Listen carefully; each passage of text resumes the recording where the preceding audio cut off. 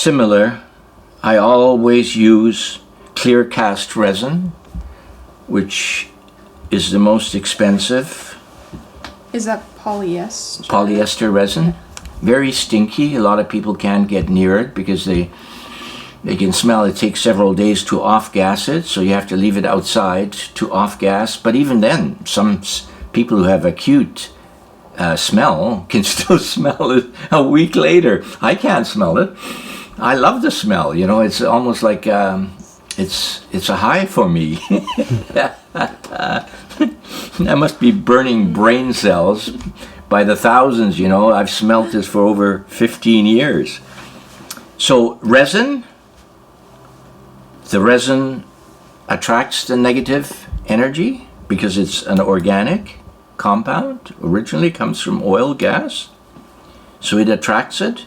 And you have to have metal of some sort. Doesn't matter. Metal, zinc, the finer, the better. If you have metal powder, that's probably the ultimate best, but it's always difficult to get metal powder. So I get the finest metal now from your dad.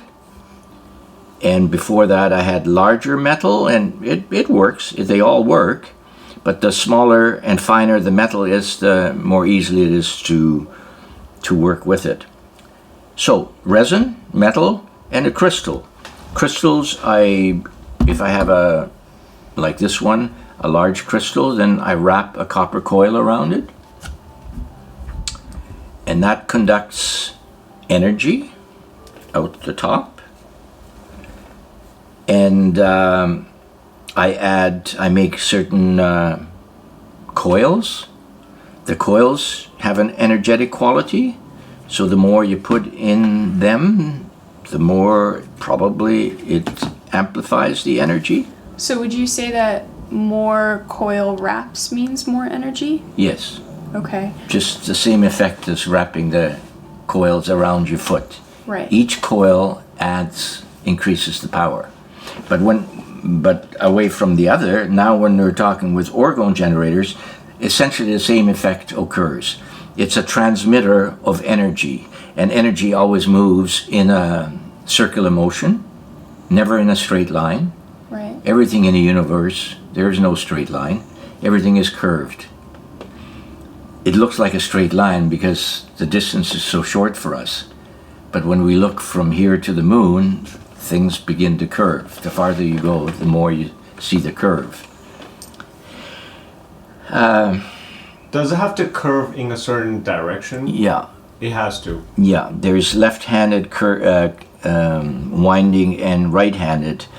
What I do is most of us who make orgone generators, we use the Egyptian cubit lengths. There's the royal cubit and the regular Egyptian cubit, and the difference is a matter of a couple of inches between the royal cubit and the regular cubit. But if you take the royal cubit, which is 21.6 some inches, and take multiples of that, cut it in half, and in half again, it still works the same as the original length.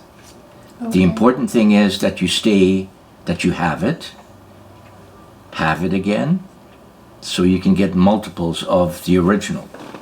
And that definitely, it's hard to prove this, but everybody who's been doing this and who has done the research and using coils and can dowse for these energies all say that if you follow certain precise procedures, the energy is much more measurable through dowsing, through energetic means, than if you just willy-nilly take any length of wire. But I think if you take any length of wire and coiled it, it will still work. Right. But it's not as effective as if you use these dimensions that have been handed down to us from several thousand years ago that were practiced by the Egyptians.